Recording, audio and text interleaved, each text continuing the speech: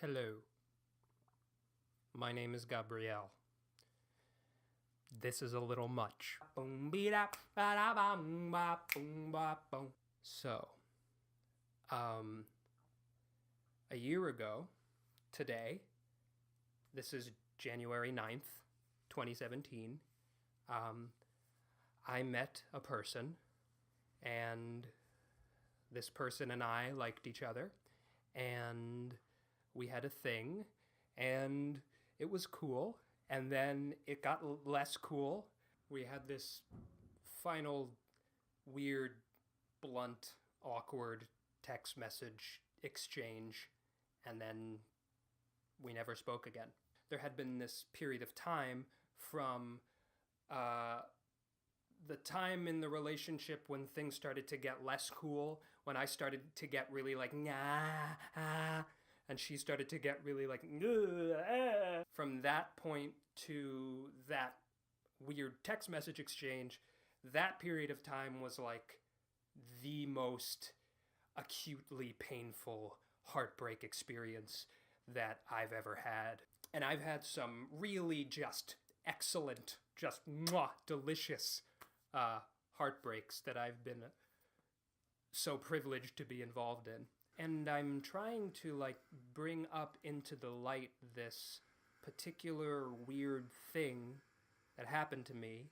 So, a week or two after that last text message exchange that was kind of like closure but also not closure at all at the same time, I've gone upstate and I'm visiting friends upstate, and I am driving in my car, and I am driving in my car. You know what driving is, right?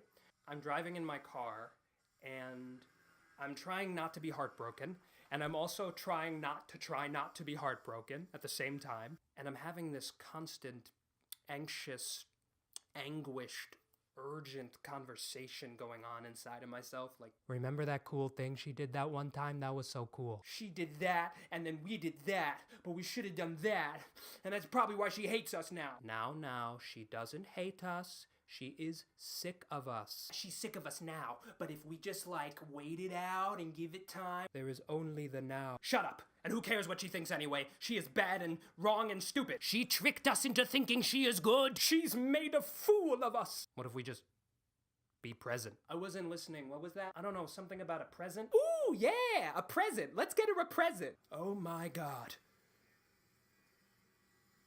If I can build a quantum text message, I can send it backward through the time stream and cause a chain reaction. So I'm just driving along, and all of these people are having this big meeting inside of me, and then out of nowhere, this voice just comes in and just goes, "Oh, I love her." And everyone else just stops. It was kind of like when the mysterious stranger walks into the saloon and the piano player is like, "Do, do, do, do, do, do." It caused this inner silence in me that lasted like 2.5 seconds tops.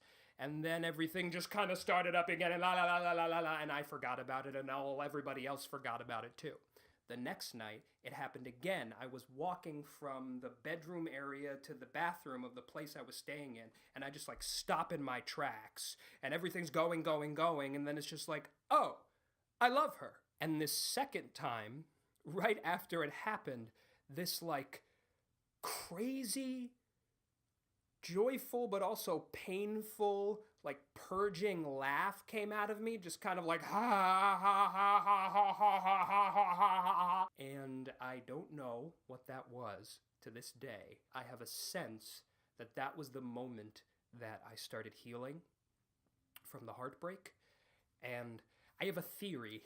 Unconditional love is something that is sort of trendy right now. We spend a lot of time talking about it in our culture, and like anybody who tells you that they fully understand it is selling something. But we all have kind of a sense of what it is, maybe a little bit. We're humans, and humans are storytellers, and we spend a lot of our time, maybe all of our time, placing ourselves, placing each other into stories, placing our loves into stories. Because of this, I love you. Therefore, this. Because you are my mother, my father, my sibling, my friend, my lover, I love you.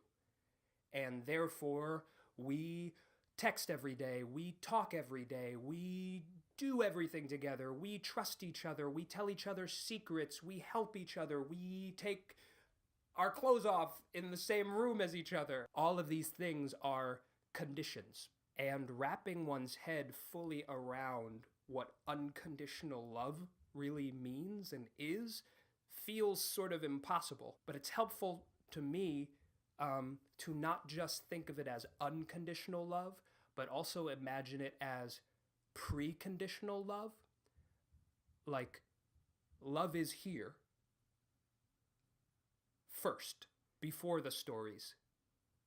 Like, love is the effect that is its own cause. Because love, and therefore, love. Trying to have that in my pocket all the time is like, even when I'm doing this thing, when I'm making this thing that I want to make, when I'm filming this thing so I can show it to you, part of why I'm doing that is because of what I want from you as an artist person and you as an audience person. Like, I'm doing this because I want you to like it, and I want you to like me. And what is it to like be in that, but then also have in the room this question of like, what is it to be in relationship with someone without wanting or needing them to be anything other than exactly what they are, without wanting or needing them to do anything other than exactly what they're doing? Without meaning to, you just stumble out of your expectations and you stumble out of your desires for somebody, and there they are. They're still there. They're a person, and you're a person, and you're there with them, and they exist outside of your expectations and desires, and they are so much more interesting and so much more lovable than anything you could have wanted or decided for them. Every single time. And often it's somebody that is one of the most amazing human beings that I will ever know. I discovered that the person is far more radiant, far more beautiful than I ever knew, than I ever allowed myself to know.